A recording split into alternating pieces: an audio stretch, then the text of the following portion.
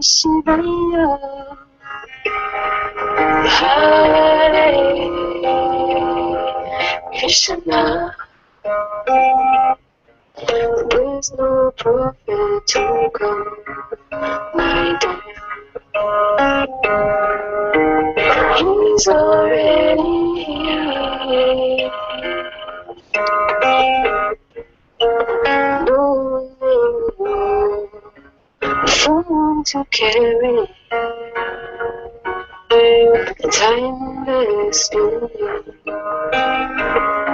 No Christ light you are. You are Krishna consciousness. Shiva being you are, my dear. You are. Amen. No. Namah Shivaya. Hare Krishna. Amen. No. Namah Shivaya. Hare Krishna.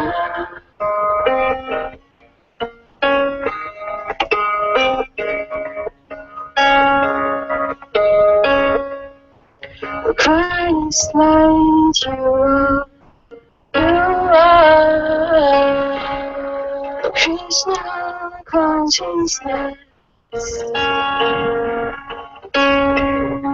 Shiva being you are, my dear. You are.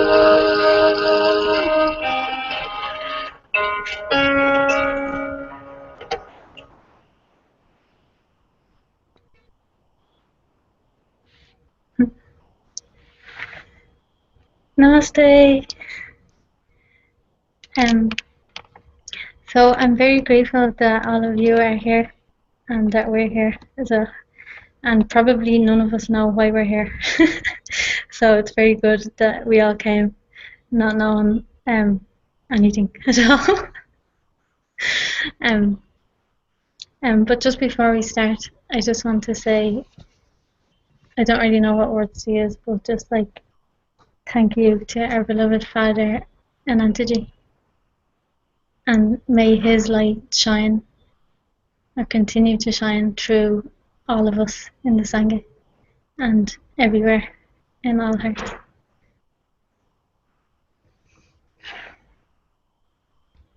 Anantaji ki jai.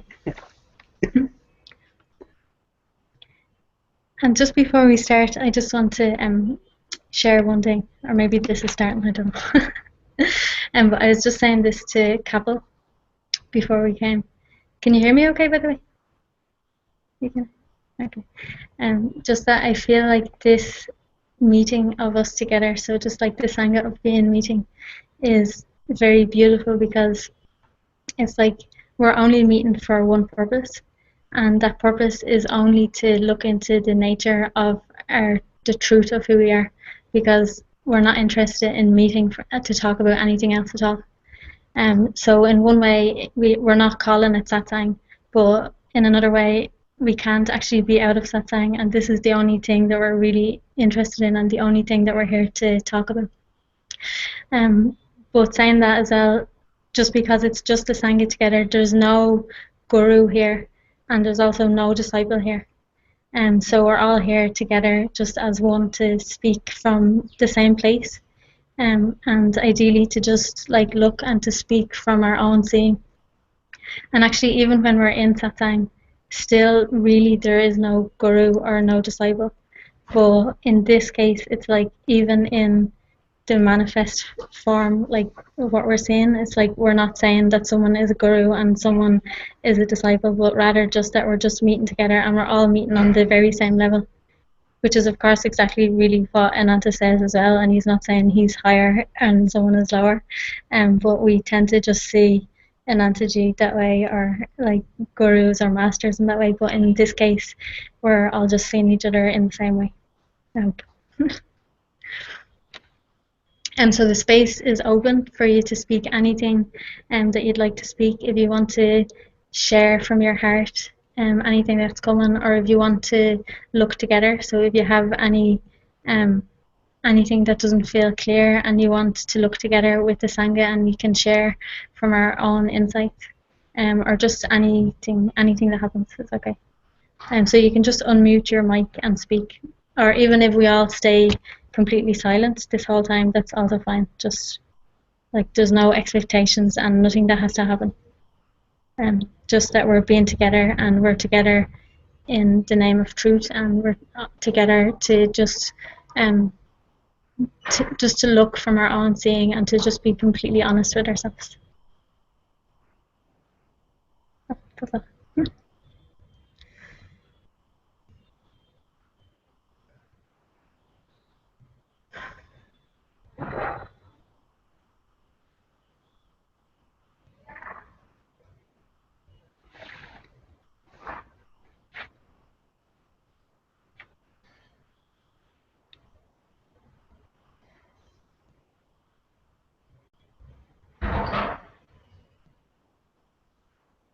And if you want to unmute your microphone even and not speak, if it doesn't make any noise, that's okay. So then when speaking comes, you don't have to go to the trouble of unmuting your microphone, but you can just leave it off mute if you want to, and we can, if you feel like, and see how that works.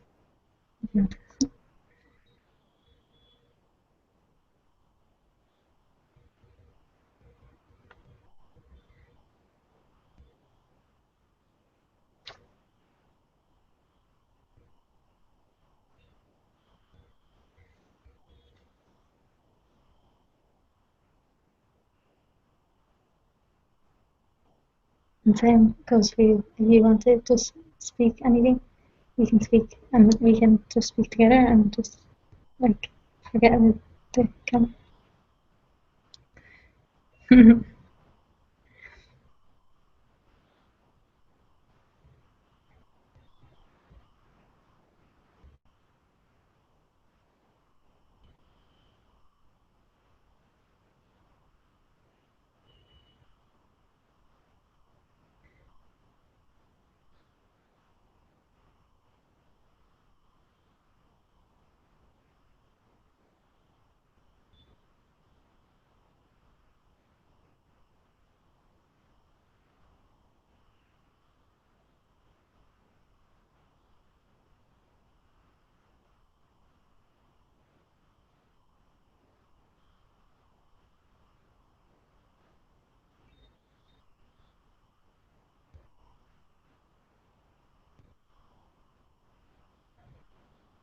Namaste to Nikhil as well, who's also watching from YouTube, and to anyone else who's watching on YouTube as well.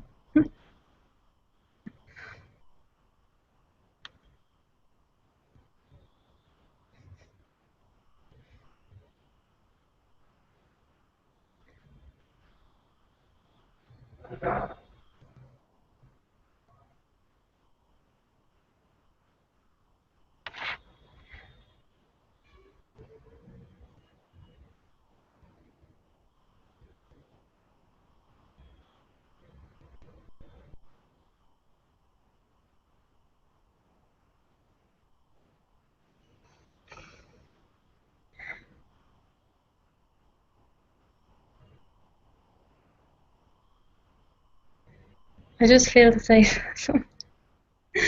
um the only thing that I ever like want to say is that to just like not take anything seriously as well.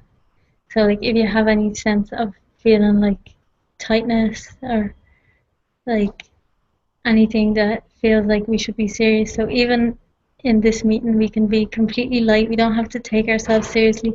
We don't have to take this seriously. We can all just like um laugh together for an hour if we want to. And actually, like I was saying to Ananta in Satsang the other day, sometimes like this idea comes here that, I take myself too seriously when it comes to um like sharing from my heart or something.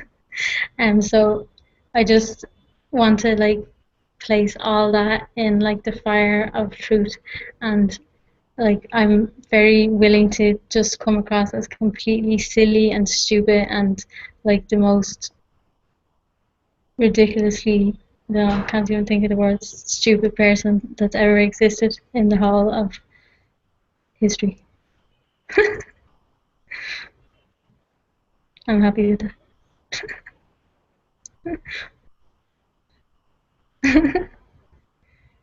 But see, it would be nice to hear you laughing as well, so I think you really should put on your, or off your microphone. Um,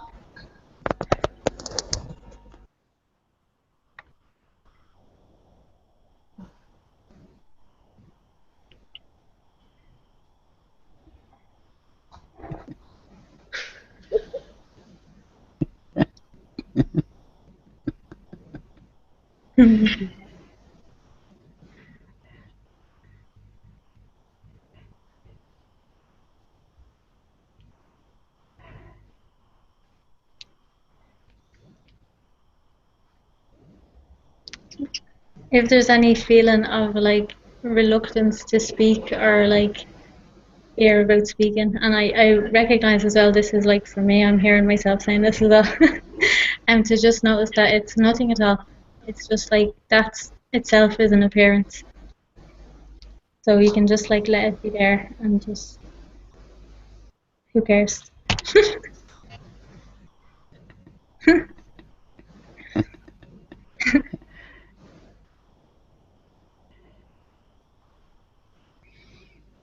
I can hear Nitya laughing even though her microphone is muted.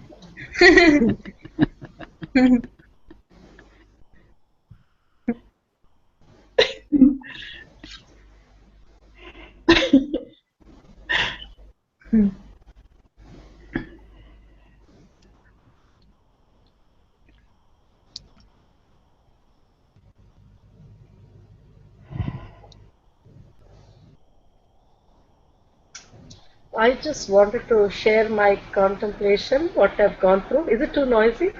No, it's fine. We can hear you good. Okay. Uh, just past last Thursday, I think, a lot of things going on. Um, what I've been seeing all these 4 5 days. There's so much clarity in what I'm seeing.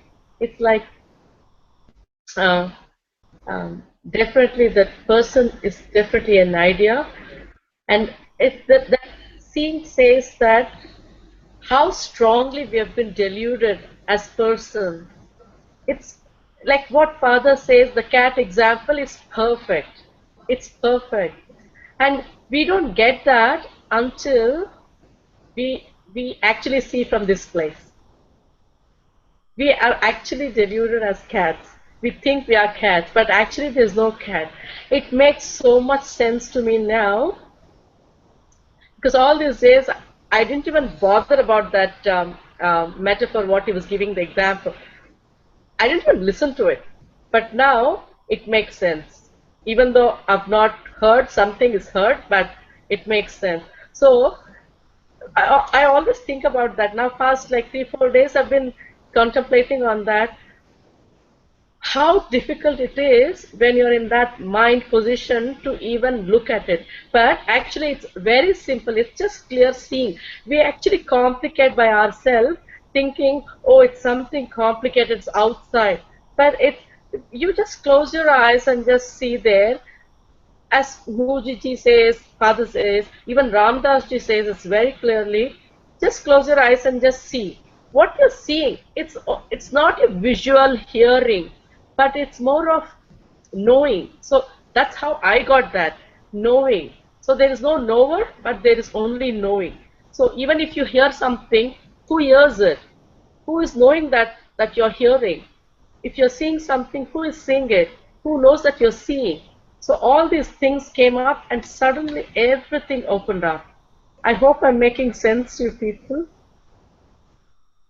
So this opened up the space completely for me here. And then gradually, definitely it's all Father's grace. not, I can't take credit of doing anything here. Absolutely nothing. I didn't even do inquiry with him. I wanted to say that I totally forgot about it. I didn't even do, I didn't even go through one self-inquiry with him because the stupid person here who was imagining to live here is like, was so scared. The person couldn't even look into father's eyes. So I've not gone through any self-inquiry, but His grace has worked so well here, so well that straight away the person idea was just dropped like that. I didn't even do any attempts, nothing. I made an effort, nothing. Effortlessly it was dropped, and I'm so grateful for that. I felt that love. I think on Thursday or Friday, I'm not sure, but I felt that pure love, and then it just exploded. And I felt like my heart is going to explode. That's when I realized what I am. Everything changed. And now there's no more interest in anything. It's not anything as in the play still goes on. I'm still doing my things, what I have to do, everything. I don't even say like, um, uh, I've heard people asking few questions and all. I don't even feel like asking any questions. I mean, after all these things happen, now I have to do this, I have to do nothing. Nothing. Absolutely nothing. There's nothing actually. That's what I felt here. And when that nothingness was seen, then what do you have? What are you left with? Other than this pure love. That's it. And there ends the story. So it's all free now. Thank you. Thank you, Bernard.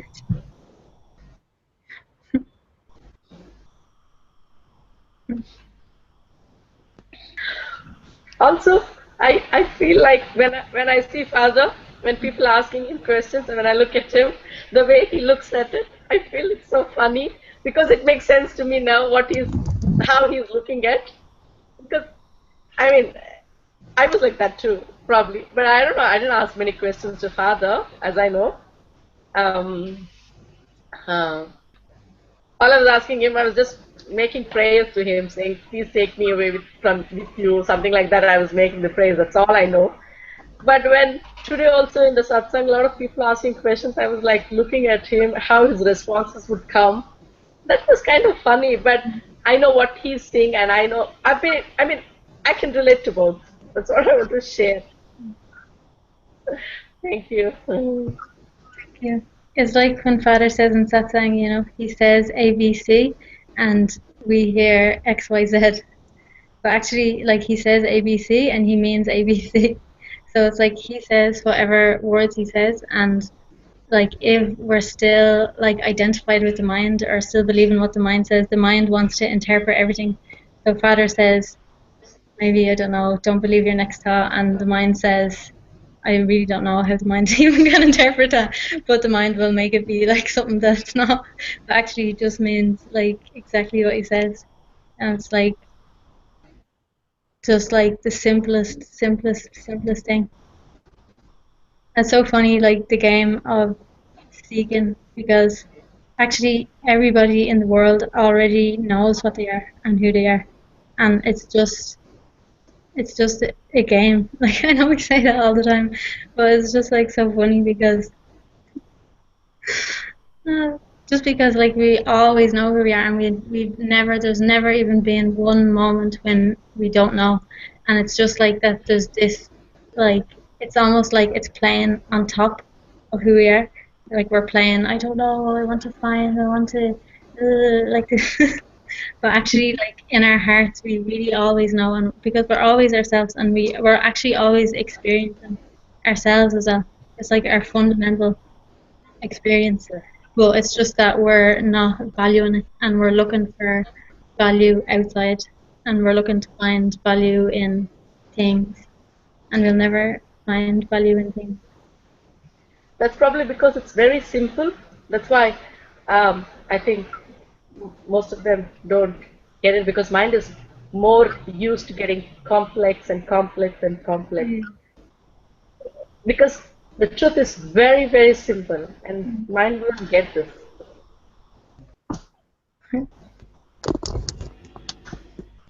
Yeah, I want to add something on that one, because the first belief that we have is we are born, Mm. and that's not true. The body is born, and because of that first thing, everything is built on that one, on the very simple belief that you are born, and you have a name, and you have a life, and you have to live it. It starts with being born. And the moment that you can see, because the word doesn't even matter, that you know or what, that you are that what is before this body was born, that makes it a lot easier if you recognize that. Then all the other things can fall. Otherwise, the mind does what the mind has to do. That's what it's made for, the game. The game, because the body is still here, so I will continue the game until the body drops. And I had long time ago an experience that I could see the birth of this body. And that meant for me automatically that I wasn't afraid of death, because if I could see this body been born, it means I can see it die. That will happen then. But it is not who I am. It's not. And the difficulty was because I had for a long time that the awareness was very clear. I was really aware of everything. I knew that. And that was not even something I had to do or not to do. But that whole game thing, that being, I amness, I got completely lost there. Until I understood that that is just the game. That is the way it has to play. It's not I who am playing it. It's just played out. I don't know what is coming. I don't know where it's going. I have no idea about it, and it's fine now. That took me a while. It took me really a long time to understand that the whole game is played. And I'm just aware of it. And now I don't seek anymore. The seeking stopped. The seeking just stopped.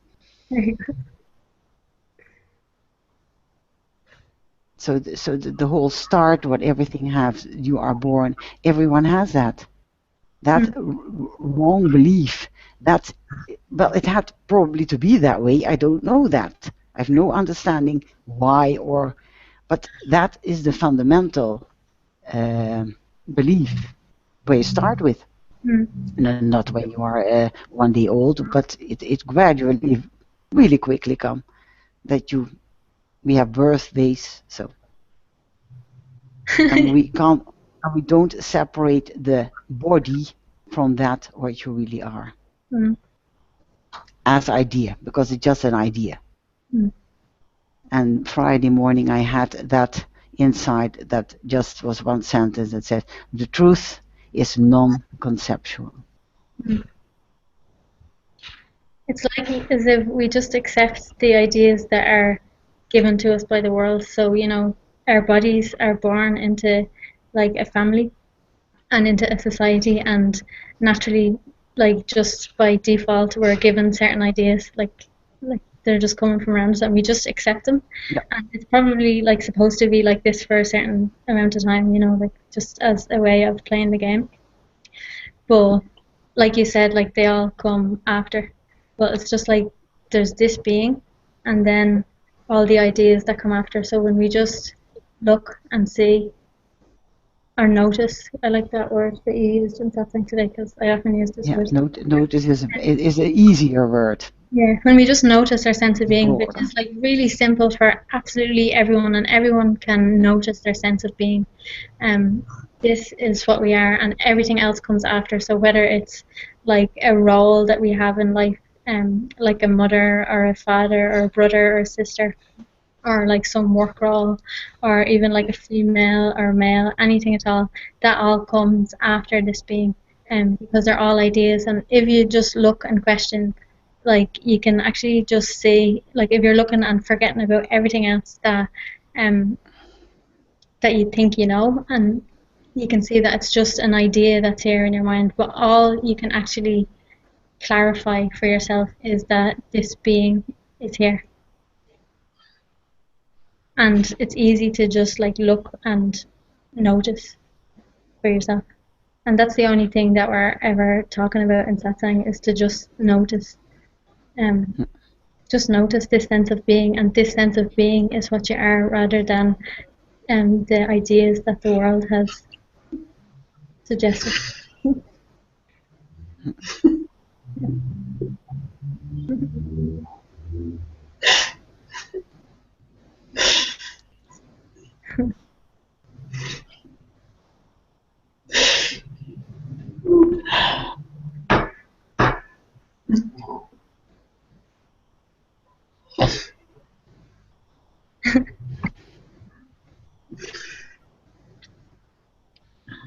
And this is like the easiest part, you know, like, so it's really easy to like look and to notice your sense of being.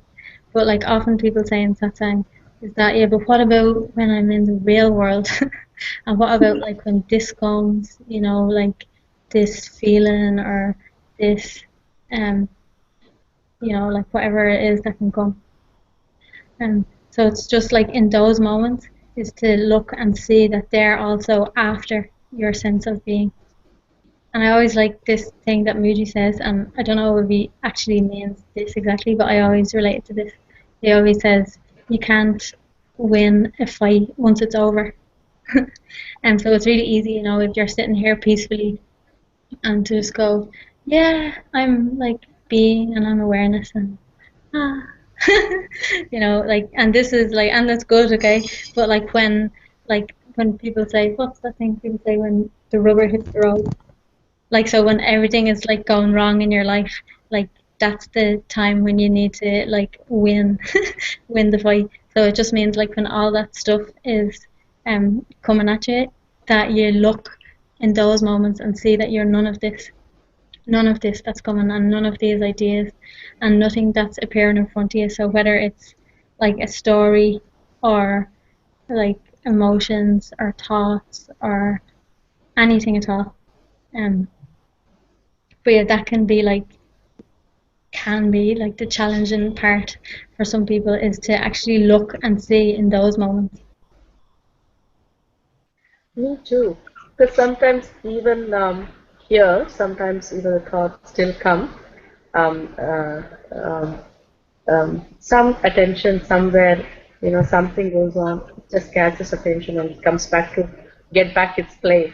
But then immediately that inquiry goes on, who is getting this, who is there to see. The moment you do that, it just goes off. You know, like when you know that I'm the awareness, I'm the beingness, then all these things just goes off like just in the air, and then back to normal, and you come back to your place and you stabilize there.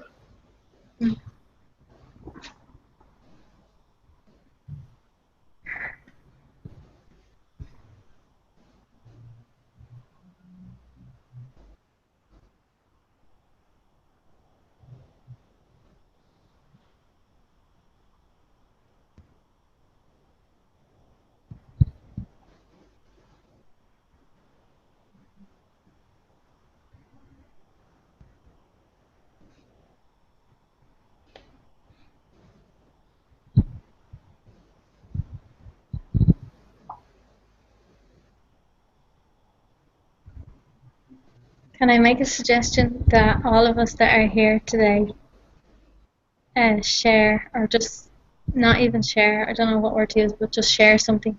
So it can even be that you're sharing your silence, but that you know that you're sharing.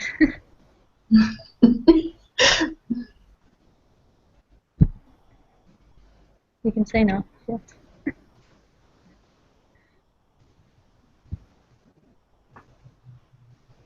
because I was talking to Kapil earlier, and I feel like it's really good. He was saying, I hope it's okay. That's good, yeah. He was saying that like he feels like a little bit shy in front of like camera. And I think it's like a common thing that a lot of people have, is to get a bit shy when there's camera on. And definitely I remember when, and probably it's still here a little bit, but when we started doing readings on the Advaita channel on Ustream, I remember like opening my computer and like I was sitting in a room by myself and reading to the computer, and it just like felt like so weird and so awkward. But I just did it anyway, and after like doing it just a couple of times, it went away. And I feel like it's kind of the same for anything. Like if you have some kind of fear about something in your heart or in your mind, if you just face the fear, you see that it's actually not as bad. Like our mind makes out that things are way worse than they are.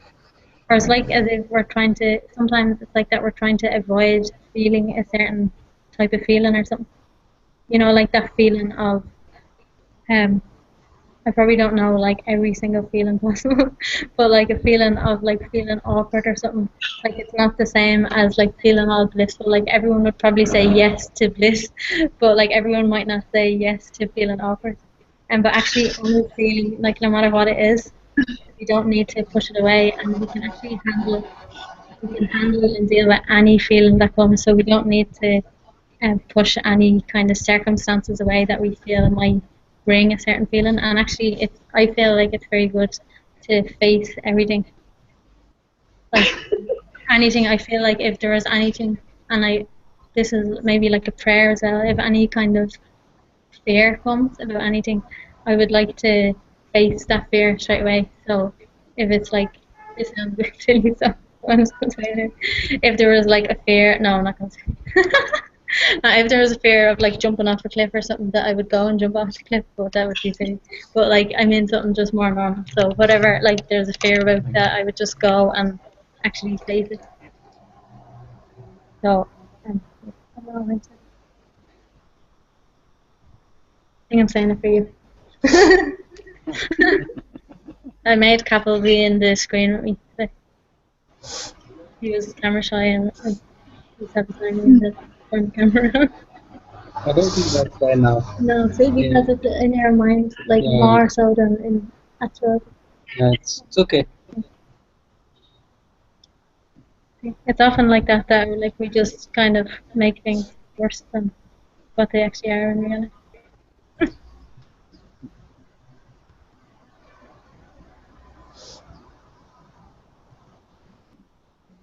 And in continuation to what Aparna was saying, here also it happens like this for the initial few weeks or months.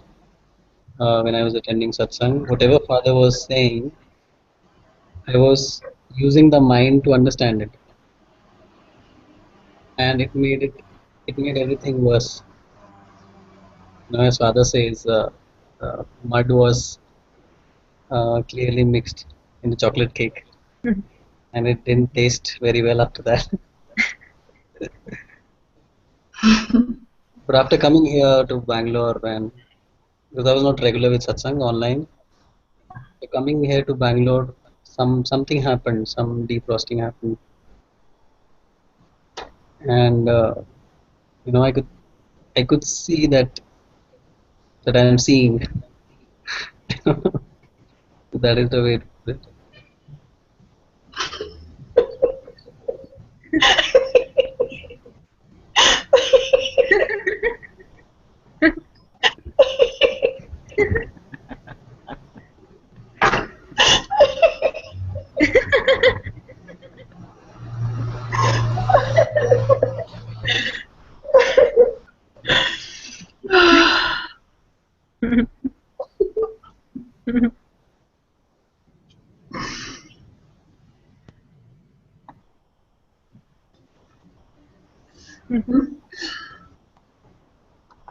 Azar is here as well. Namaste, Azar. He's watching on YouTube. Okay. Also, ich was knapp gegangen.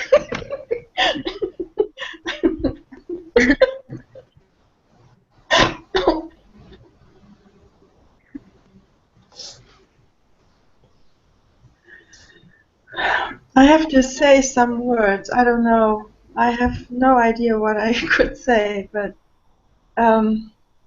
first I have to put my glasses on so I can see.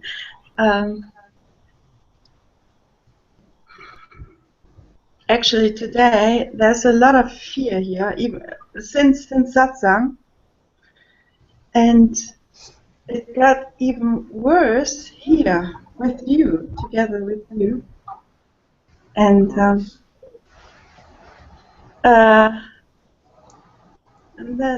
is pretty. And right before I start just to talk, it was like someone would hold me. So just don't say any word, you know. It totally doesn't matter what I speak. It's gone with the first word. It just went with the first word, and there's something going on here. A couple of days now too, which wants to.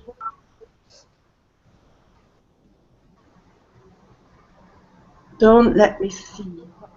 And the seeing is just so obvious. So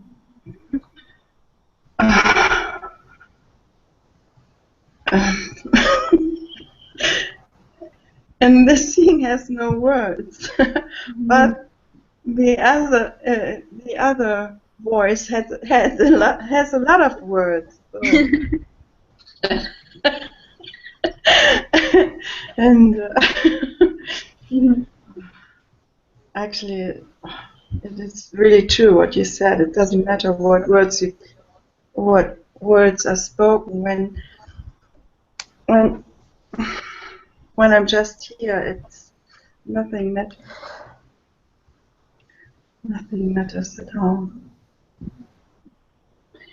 And in my experience today in satsang, and when we are together here, sometimes I don't know if I'm speaking, or there's no you or no me, and there's a feeling here. That's why I'm sometimes just looking, because I cannot discern anymore who's talking right now. I don't know if that makes any sense. It is really like I'm talking all the time, you know. And it's just not just so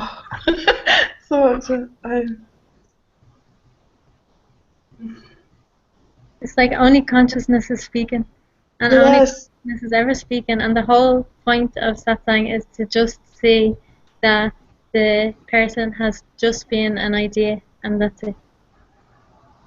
So, like, even when consciousness is speaking, like, it sometimes speaks like pretending or like believing that it's an identity, but still it's consciousness. And as that identity falls away, it's still consciousness speaking, but it's just not pretending anymore. So it's just speaking. It's speaking without believing anything. I would like to add on this. Um, if it is coming from the mind, it can come something from the past. It cannot say something fresh and from the now, the mind. So it'll rehearse from the past, or it'll copy from what it has heard from before, something like that, and it'll repeat. So you can make out the difference when it is coming from the mind and from the self, because the self can only speak from the now. There's nothing. It's everything fresh. So what I'm speaking now is all now. I mean, from the now I'm talking. So if it is coming from the mind, it'll be thinking, because it can't say directly anything. It has no existence of its own. So when you don't have your own foundation, basic foundation, what do? You refer books, you refer go here, there. So that's all mindless. So that's a simple, I felt like sharing that, because I also noticed that so many times, and that actually kind of helped me too. So, sharing, it's good that we are coming like this together. Sometimes when we share like this, something may not be very clear, and hearing other Sangha members talking, we could open up. Something can open up suddenly. Yes. So it's always to be open even to this, and just accept even if something arises, like anything good or bad doesn't matter. It's not like categorizing good or bad, but anything arises should also be exposed. So then that way, that also is gone. So we're all one, having the same strength. So that's how we have to be. I mean, it makes sense. Yes, yes, it makes sense. Thank you. And that's exactly what we're here for together. And that's exactly what like the Sangha is for, is like we're all here for each other and we're all here supporting each other to see from like the true place. Yeah, And just that's like right. so we're like clear in our hearts. So anything that is clear we can share and anything that's not clear we can bring to share with the Sangha so it will become clear. And we're all just sharing like this. Yeah, help each other. Yeah. Namaste Shankar. Good morning. Hello. So good to Nice see you. to see you, Shankar. Nice to see you too. Your volume is very low. Okay, hold on. Okay. No, it's okay. I think I can hear you.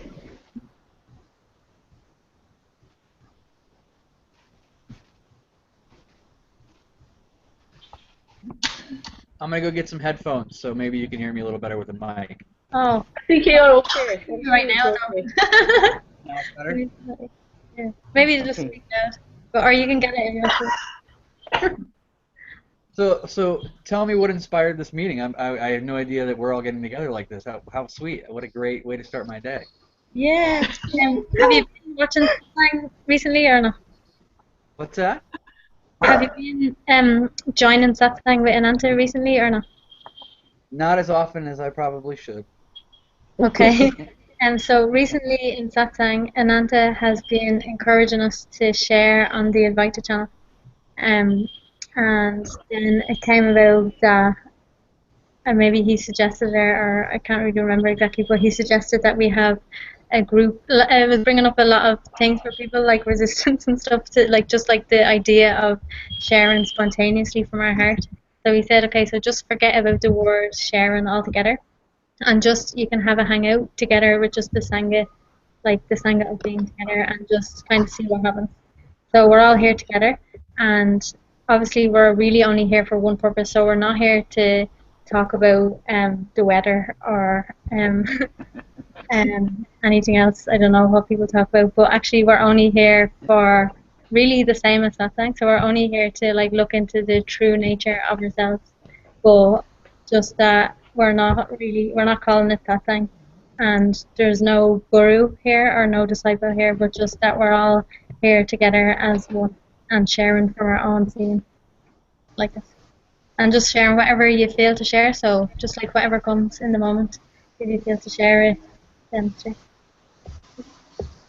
Okay. Thank you. Thank you. Lovely. It's very great that you're here. It's very nice to see you. Oh, it's nice to see you too. Nice to see you all so much. Yeah. And we'd love to hear you share Hi, something. Shivani. Anything. Um, well, uh, I haven't really been attending um, satsang much lately, and um, it's sort of been an interesting couple of weeks in that I've sort of fallen out of interest in a lot of things, and uh, and sort of letting that play out, and not um, holding myself to any kind of I should be doing this and I should be doing that and I shouldn't be doing this and I shouldn't be doing that. And I discussed with Father that it kind of feels like laziness, but it doesn't really feel like laziness. And I've been sort of drifting along a little bit, and it's been wonderful actually. It's been um, a very light, very open, very sort of relaxed mode, if you can call it that. And spending a lot of time by myself, um, and you know, trying to my dog, says hello, by the way. Trying to sort of understand what this is all about, you know, and um, I found that it's really not about anything. It's not a, it's, you know, and I don't mean to sound nihilistic, No, no. Do you mean but this in the sense like, what is this all about? Like this play of the appearances, like everything that you're seeing and the story and all? Is that what you mean? Or yeah, that's a part of it's certainly a part of it, but from a um, more of a 30,000-foot view perspective, meaning, you know, trying to take in the whole thing and not chopping things up. Because before I had sort of a satsang life, and then I had sort of a family life, and then I had sort of a work life and that kind of thing. And I'm sort of realizing that all these walls that I thought were up and segmenting all these things were just imagination. And there really is no cutting up of, you can't really cut up this experience. I mean, you can. Um, you can if you want to, if you're into that. If you're looking for something to do, I guess, you know, I think I'm finding that my mind is always looking for something to do, always looking for something to grasp onto. And I'm finding that, you know, there's this one thing that's not looking for anything to do. It's not looking for something to chew on. It's not looking for something to, um, it's almost like an appetite, you know? what is that thing? What is that What's thing that? that's not looking? What is that thing that's not looking for anything? Right. It's that thing that's looking outside of my eyeballs at you right now. That's what's looking for nothing to do. And is that you, And or it's different than you, or same? how could it not be me? It's the most intimate thing there is. You know, it's literally the place from where all of this shows up. And so, and that's what's in you, and that's what's in this dog that's barking behind me, and that's what's in the garbage guy that's driving my garbage right now, and that's what's in, you know, it's funny. I was talking to my neighbor the other day. He's about an 80-year-old man across the street. And he's one of these guys, and I'm sure we all have them in the neighborhood, that loves to chat for a long time. You know, where you get to a conversation and you're like, well, there goes my half hour, 45 minutes, right? And so I'm sitting there, you know, trying to be very patient, be very quiet, and listening to his stories about that I've heard 1,000 times and all that stuff. And I sat there and I said, God, I'm sitting here talking to God right now. And I went, whoa, you know, and so in every single being, every single thing, every single, you know, thing that's here, it's all from the same place, and that's where we're all from. And you know, we all have, you know, we all have. Nobody in the world has your fingerprints, right? I mean, we all have individual fingerprints, but every fingerprint is God's fingerprint. You know, so at the end of the day, this is all from the same thing. We're all from the same thing, and to be able to spend some time and quietly think about that, or spend some time with that, um, it's been an amazing couple of weeks. So I haven't been in satsang a lot, as far as formal satsang. But, you know, the other day I was thinking about, you know, brushing teeth is satsang, mowing my lawn is satsang, sending an email is satsang. There's not a thing in the world that isn't um, exposed to this thing that's looking outside of my eyes and out of your eyes. So it's been a very quiet few weeks, which is not normal for me, but it's been beautiful. It's been great. So. Very good. You know, that's what Ananta has been talking about in satsang, like maybe in the last week, is open, and to just like be open to absolutely everything that's coming. So whatever it is, just that we're open to it. Yeah, and it's really Just like sort of saying what you're saying. it's like voluntary amnesia, you know? It's really sort of like I can sit and remember and think about all kinds of things that happened, and I can think about all the things that may happen, and I can spend all my time doing that, but it's purely mind entertaining itself. And that one thing that's not looking for anything, like you talked about, Amba, that one thing that doesn't need to be entertained, is untouched by all of that sort of thinking backwards and thinking forwards, and realizing that this moment is always brand new and always fresh, and it's not separate from us. So we're always brand new and we're always fresh, and that's not something that's a mood. That's not something that is because of sitting and meditating for hours and hours. That's what's always here, and that's what's all of us. And it's a beautiful thing to understand and to realize that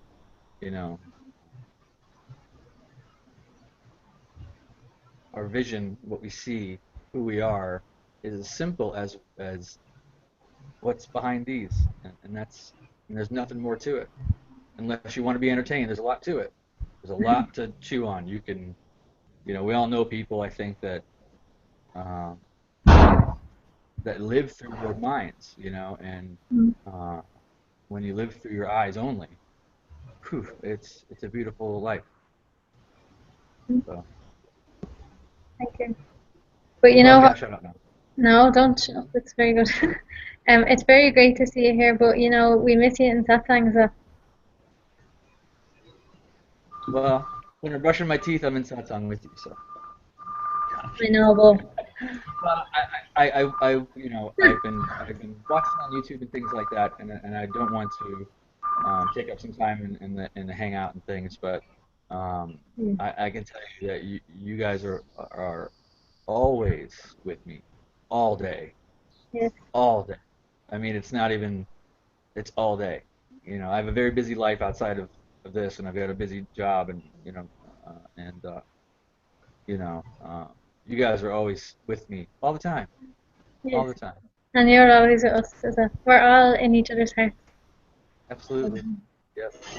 It's like Sangha, if I can say that, like anything in life or in the world is valuable. I feel like Satsang and Sangha are like the most valuable thing, and I really feel like they are very, very valuable, and just like so grateful.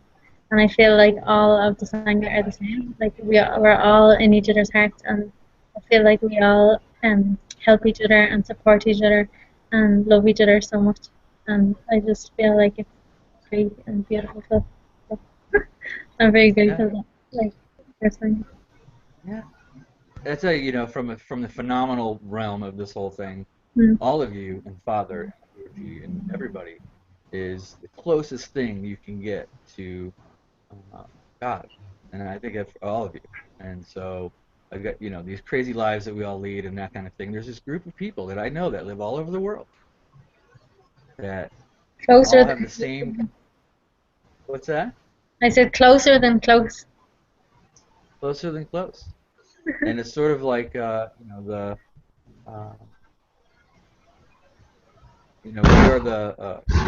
there's no separating all of us because we're all together in the heart, and it's amazing how you can think about somebody. I could sit here and close my eyes and think about Shivani, for example, and put her in my heart, and she's sitting right next to me. Yeah. And that's the beautiful part about the one attribute I like about my mind is that I can conjure the people that I love up at any moment, and I literally in my body can feel them sitting here with me. And so. But this is it. Like everything in the whole of existence is inside your heart. It is all your heart. So I wouldn't even give that to my mind. Like, so I know you can see it like as like a thought or something, but I just wouldn't even give that to my mind, because actually, like, for something to come like that and to feel it, you're feeling it in consciousness, which is your heart, and it's like, yeah, I just wouldn't even give that to my mind. I wouldn't give anything to my mind.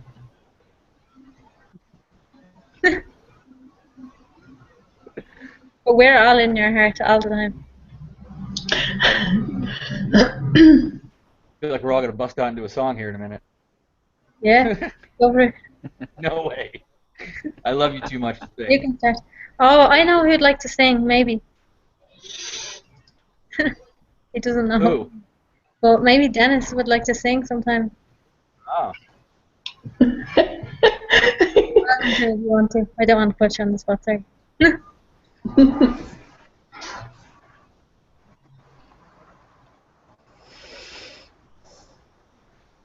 Hi, Shivani. And Ram. I know you said you can't put your microphone. You have to keep your microphone on you. Ram and Becca. So. And Dennis. No. So again, I don't know if the people who just joined, I don't know if you were watching on YouTube or not. But maybe we'll just be here for a few more minutes, sharp 12 more. But we're just here for like no purpose whatsoever.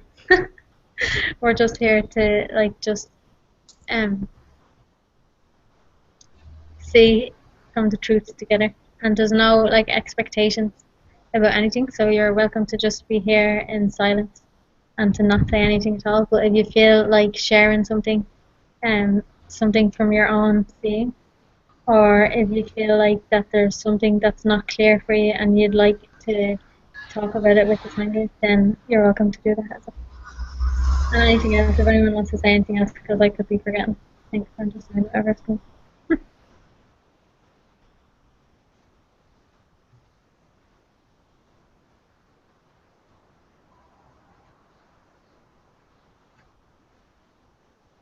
But Dennis, I just suggested that you might like to sing because I saw that you said the other day that you would like to sometime play your guitar and sing around a campfire with Father. So we don't have a campfire and we don't have the physical form of Father, but we have us and we have you.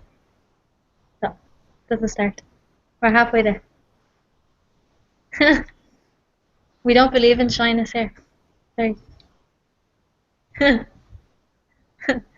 only joking. You don't have to do anything you don't want to.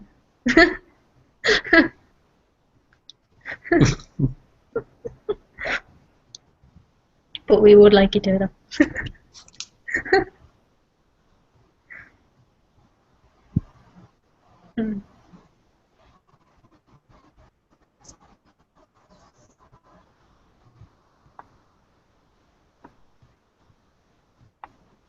Namaste to Tanya. She's watching on YouTube as well. Namaste.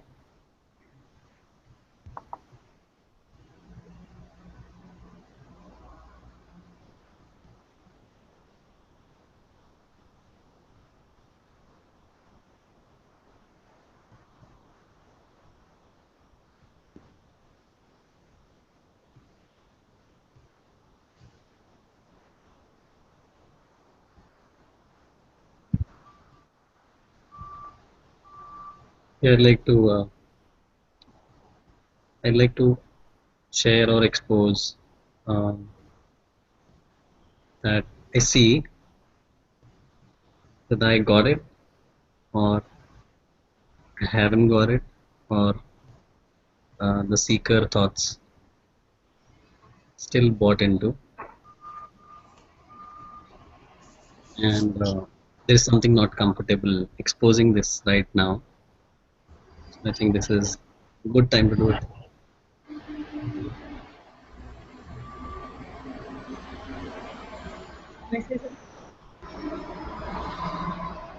What, like if secret thoughts from you believe them, or just that they feel uncomfortable? They're bought by habit. Mm. What you were sharing after Satsang today. Mm. So on the weekend, it was big time seeker. Yeah. So the seeker came up on the weekend, and seeker was thoroughly embarrassed. But it was a good experience overall. So yeah, so the seeker thoughts, because of habit or whatever, get bought into at times.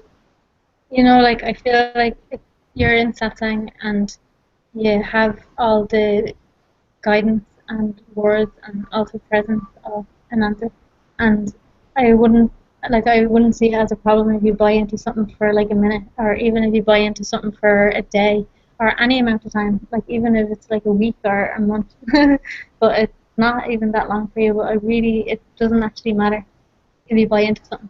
So like it could also be another idea that it matters that you bought into something. So this story happened at the weekend, okay? So you bought into some secret thoughts and it went on for as long as it went on for. I don't know how long it was. But then you saw that you bought into it and then you dropped it. So like it really doesn't matter, and it's like Ananta was saying today as well, like, and Moojiji often says as well. So you will be able to tolerate the ego, or in whatever form it's going. You'll be able to tolerate it. So at some time it'll be you can tolerate it for a week, and then you can tolerate it for a day, and then you can tolerate it for half a day, and then an hour, and then a minute, and then a few seconds or something. But actually it doesn't matter. So even if you're buying into it for a while, as soon as you notice, then just drop it in that moment. Because all there is now this moment. And it's only when we're given value to the past and what's come before that we seem to have some like bother or something. So we just don't have to give any value to the past, and as soon as we recognize something in this moment, just be here now in this moment. I don't know if that's helpful or not. It is. Thank you. Also, I can add something if you don't mind. For me, what used to happen when I have these seeker thoughts or seeker identity coming up, like Bhagavan says, straight away get into the inquiry. Rather than going into the thoughts, go who is the seeker here? Instead of going to the contents of the thoughts, go to whom this is occurring. So when you start this inquiry like this, automatically everything just drops off. I mean, you have to do this little constantly until you get comfortable, and then automatically it starts going on. So you don't have to do. That's how it worked here for me. I mean, it can happen to you also if you try. I mean, I'm not saying it will, but it depends again how your inquiry is going on. But this one definitely helped me, like, you immediately start inquiring to whom this is occurring, to whom, and then gradually it will definitely, you won't get the answer straight away, but it will help. From the background, the work is going on. At the front, you won't see anything there, but at the back, it's going on. Because what we are trying to do is everything from the mental level, but this mental level, it's all limited, so it's only working that way. You're looking for answer. That mind is looking for an answer. But then at the back, all the things are going on. For me also, it worked just exactly like that. What the Father said, it didn't work in the mental level. At the background, it was working. Although he was saying ABC, I was getting XYZ, but at the back, everything was working. So that's why things open up easily for you. And definitely, it's like being in Father's presence, it makes a lot of difference than being by yourself. When yourself, for me, it's the same thing happens. When I'm not in satsang, all the things come up. Everything surfaces up. And that's when a lot of openings happen. And that's why whenever I come to the satsang, I have something to expose to him. I have something to share to him.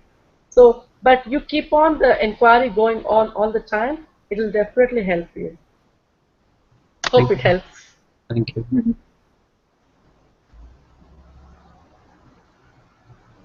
Namaste, Radhika. She's watching from YouTube. Apparently.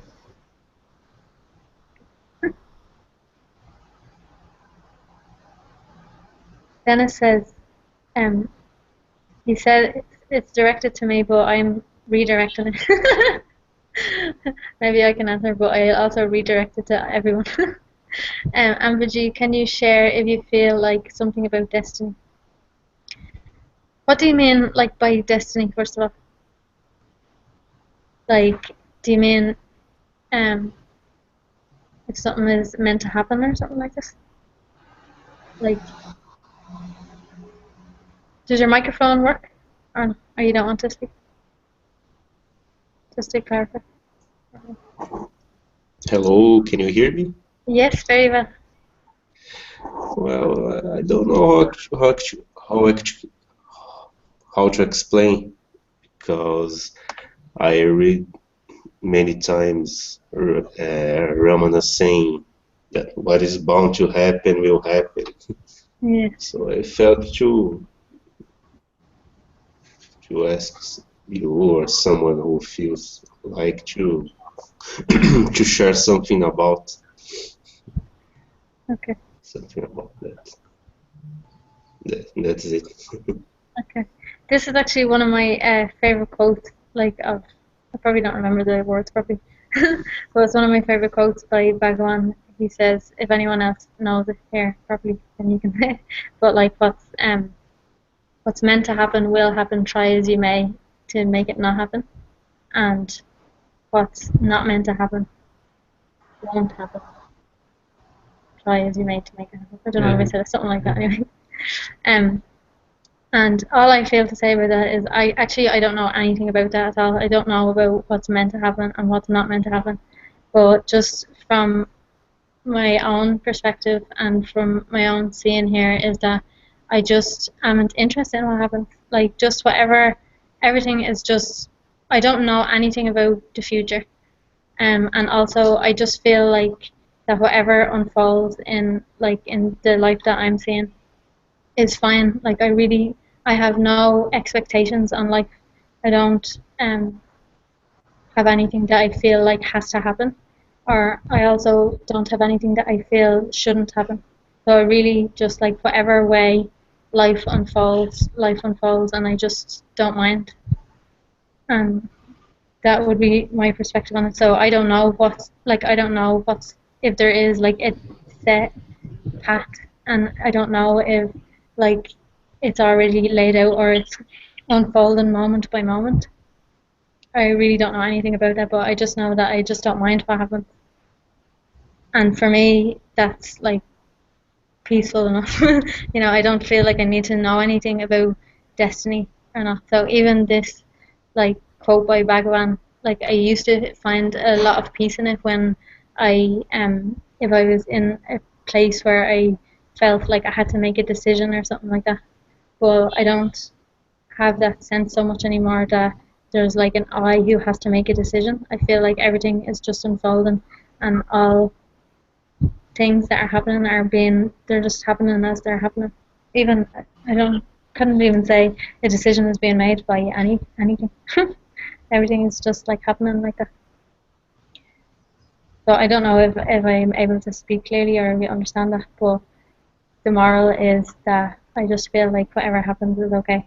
And I feel like when we see what we truly are, then it's just like this. It doesn't matter how like life unfolds, because we know that it's not going to touch us, and it can't affect us, and it can't change our fundamental nature.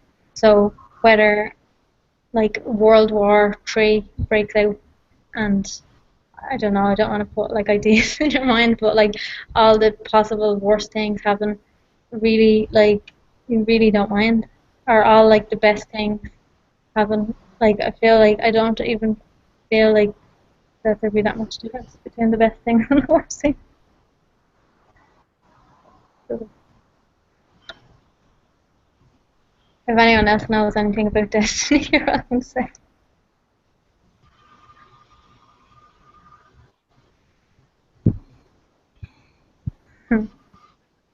I would only say that, if I can, Yes, please. that I think, when we talk about destiny, or we think about destiny, or we're concerned about destiny, if it sort of points to as if there's an alternative to what's happening. And I think that there's a little bit of a rub there that creates a lot of fear in people. Like what's going to happen, or am I ever going to figure this out, or things like that. And I think that it points to sort of this split reality that here's what might happen, here's what could happen. There are a million different avenues as to which you think about destiny. You think about your own sort of human existence in your own life. I had no idea I was going to be sitting here with you guys this morning. I had no clue when I woke up this morning this was going to happen. And I don't know what's going to happen 35 seconds from now. I don't know what I'm going to say after I finish this sentence. So, you know what I mean? So it's one of those things that I think destiny itself, just that word destiny, can scare a lot of people in that they're never going to say, I'm destined to get everything I ever wanted. You know, I mean, some people may say that, but typically when you think about your future and you think about what might happen, things like that, and that being said, you know, this whole future idea of the future, which has never shown up yet. I'm still waiting for it to show up. It still hasn't shown up. This thing. But I think the idea that you know what Ramana was pointing to is that you know this whole person that's going through this thing that has a destiny. There really isn't anybody that has a destiny. You know, and if you put a lot of effort and belief into destiny and making wishes and things like that as to how we want things to turn out, I think it's sort of a projection. I think all destiny is projection based. The idea of destiny. And, Sounds like there's a train going by. We can't hear. Sorry. Okay. What's that? It sounded like there was a train going by somewhere. We couldn't hear you for a second. That train was destined to go by right at that moment. Yeah. You probably said something really just there. No, I didn't. I'm just saying that you know I think the idea of destiny is again something for the mind to chew on, and it's sort of like giving a dog a bone, and it'll chew on it for as long as it wants to, and you know. So what if someone said you have no destiny whatsoever, and you have no destiny, there's no destiny, and you go, oh, okay, well then what's all this for? So I think the idea of I don't want to say separating yourself from destiny, but understanding that we're all in such wonderful hands, and there's a trust in my heart about that. That you know, our destiny is this right now. This moment is our destiny. So far, that's as far as I've gotten. I haven't been able to get further than this. No. It's very hard to get further than this moment, isn't it? Everyone keeps trying to, but no one has ever made it. Exactly. No one's ever made it past this. Ever. And so any effort to try. Yeah, let's all try. Let's all try and skip forward like half a second. Yeah. You can't. You can't. And so, you know, all this destiny of, you know, how am I going to retire? You know, are my kids going to go to college? All that stuff. Which is just human experience. That's all it is. It's nothing. Everybody has those thoughts and worries about destiny and things like that. But the human beings that have sort of transcended their own destiny are totally pure and completely free. And that's what we're here for. So you have no destiny, Dennis. Congratulations. Congratulations, you have won no destiny. Yes, I'm listening, you all sharing about this, and you bring me this realization of nowness, of being the now, because when I think about destiny,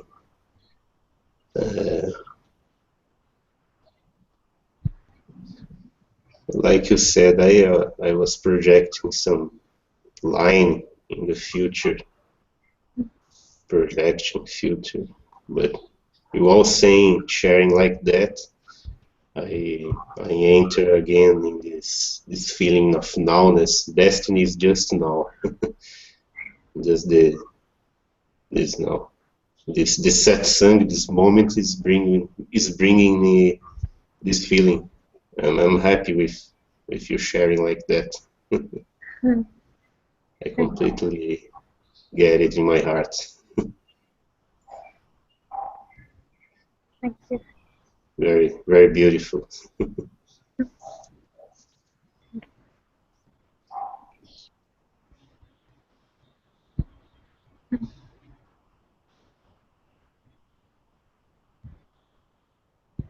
Namaste, Devika.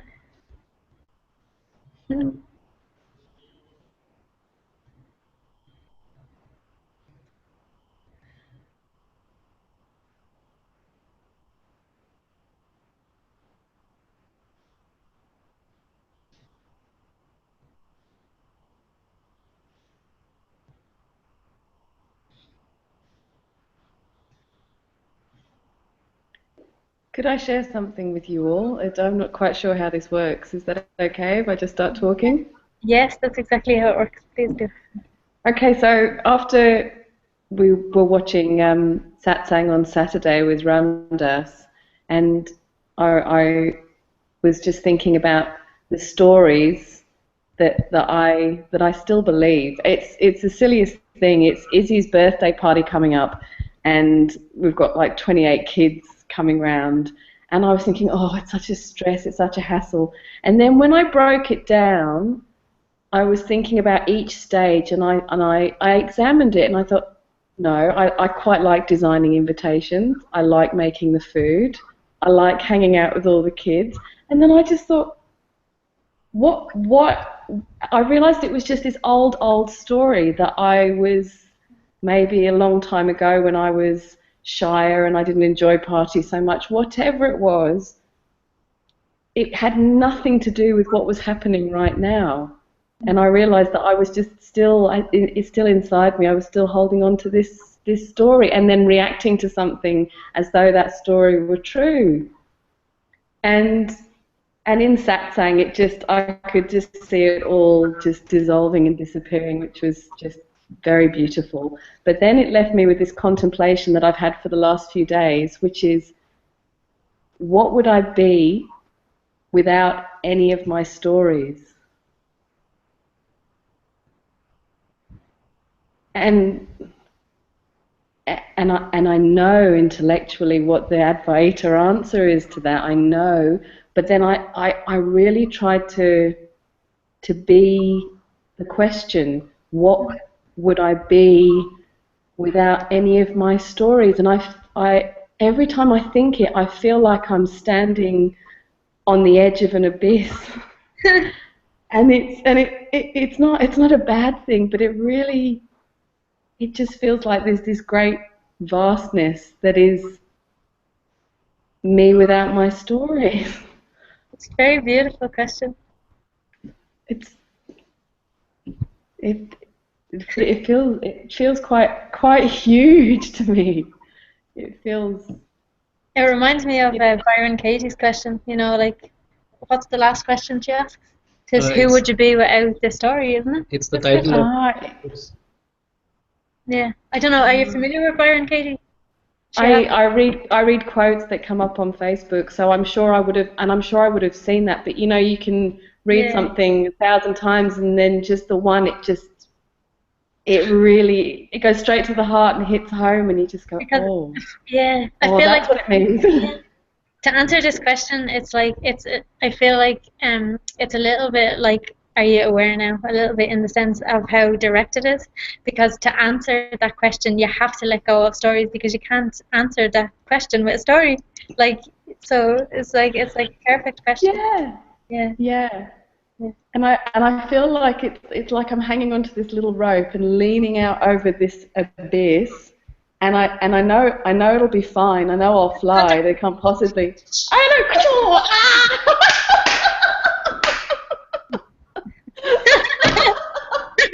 That's it. You come to Sangha, somebody will have a sword. That's it. You've no rope to hold on to anymore.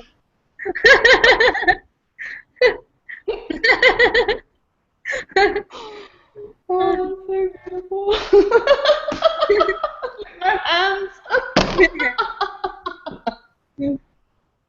Isn't the rope a story too?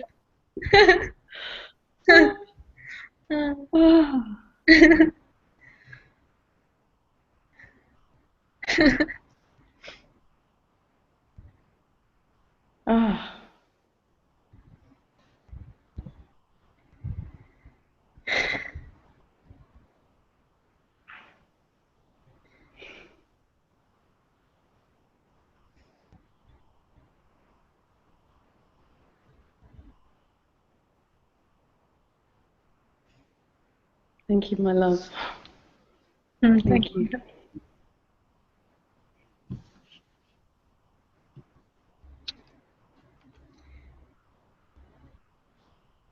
I feel like to share with Sangha or to share in Satsang, it's like any story that we have, it's not going to be believed. no one here is like given any belief to any story that comes. So if you want to know what life is like without stories, then you just come to that thing and you'll pretty quickly find out what it's like, because you can't hold on to any stories here.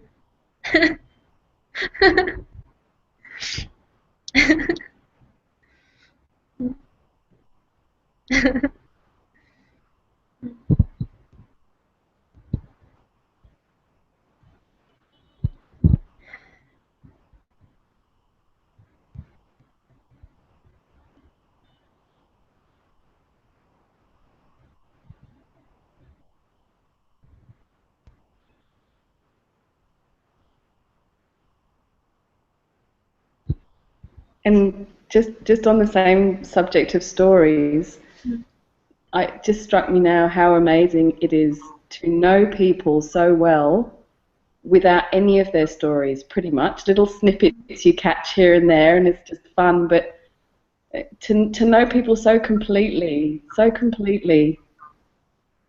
without any of the little bits and pieces, you know, it's just...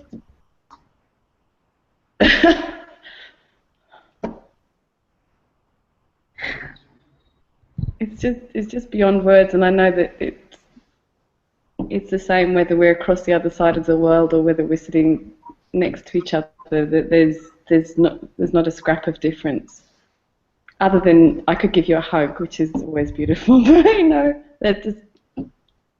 You know, it really is exactly the same.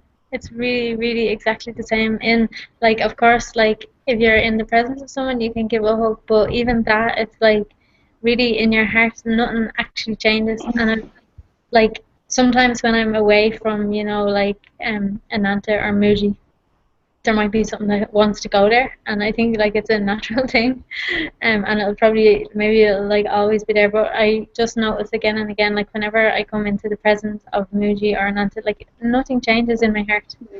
Nothing changes, like, because the master is our own heart and is in our own heart, and even if there's a body beside us or if there's not a body beside us, it doesn't make a difference to the truth of who we are. And that's everything that Satsang is pointing to all the time, is to just recognize that this presence is here in your own heart as your own heart.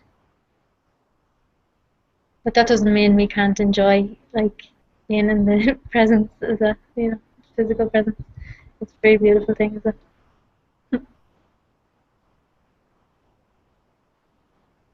And I hope I will get to give you a big hug someday, Devika. Yeah, yeah. I think it's highly unlikely that you won't. I can't see it not happening. Yeah, same.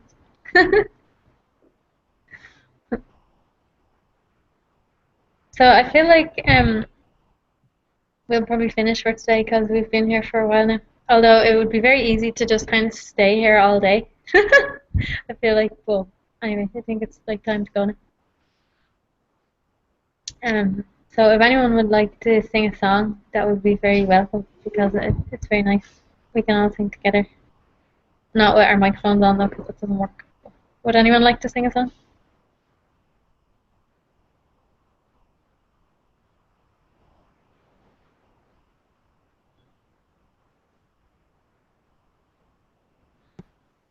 I think I can I'm gonna nominate. sing. Oh, were you going to... Shane? I'm not gonna sing. No way. I don't know. I like to ask. I feel like I do. I get when I'm in karaoke. I get like start elbowing people and go, I want the microphone. I feel like it's the same in Satsang. Like I'm always. No, I love singing. Actually, I was about to like say, can I nominate Devika to sing? Well, perfect. Okay.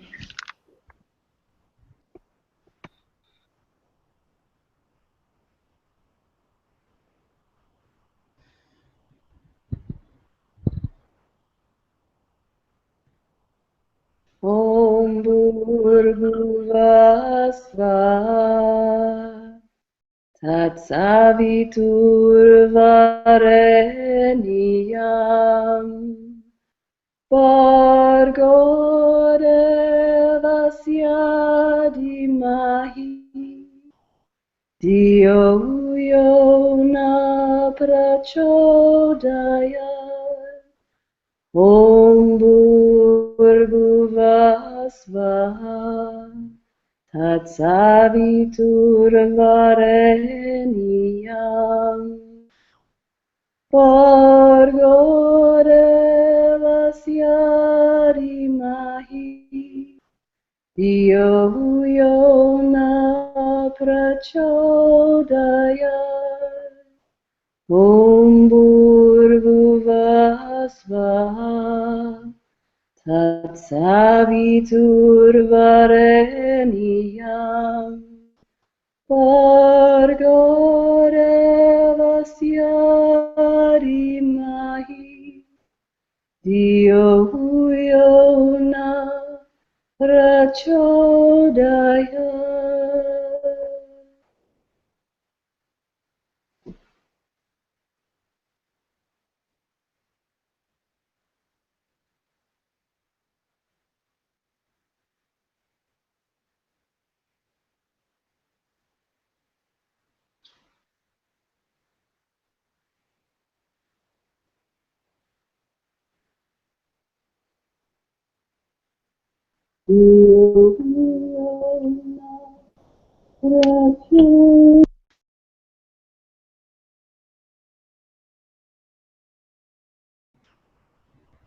Thank you.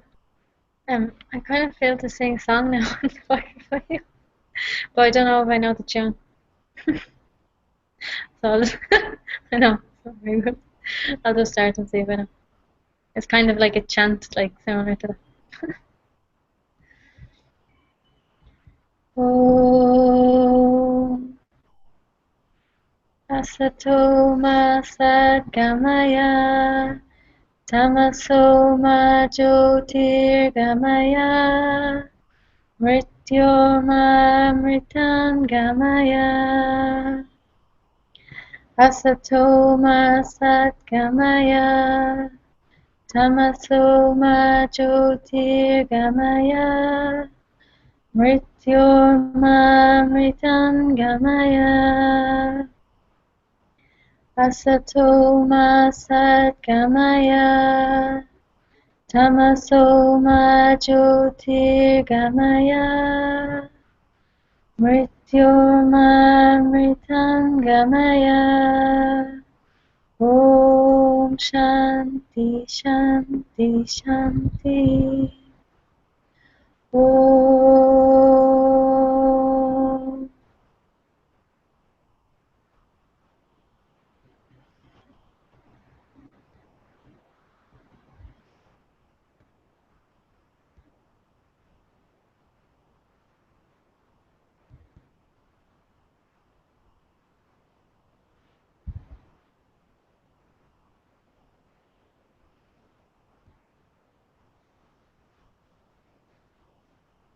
Thank you to all of this Sangha for joining today and all of you watching on YouTube as well. Satguru Anantaji ki Jai.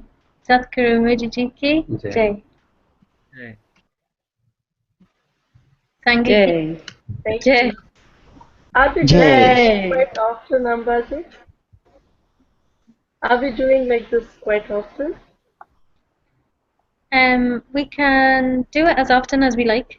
So if anyone in the Sangha feels inspired to start a hangout, then you can just start one and let us know and we'll join together. And so today I set up the hangout and I moderated the call, but actually anyone can do it anytime they want. So just if you feel inspired that you would like to start one, then you just start one and invite everyone to come. So just like that. And so also just there's like a Zima retreat happening with Mooji starting on Wednesday. So Ananta is not sharing satsang at the same time as Mooji. So because he doesn't want to share satsang when Mooji is sharing satsang, I also feel like I don't want to start a hangout at the same time when Mooji is sharing satsang. So maybe during this 10 days, just that we're not meeting here at that time. You might not know what time it is, but we can post it somewhere. but any other time. And after those 10 days are over, it'll just be like any time when there's no satsang with Ananda. So anytime you feel inspired to start. Thank you, thank you, thank you, thank you, thank you.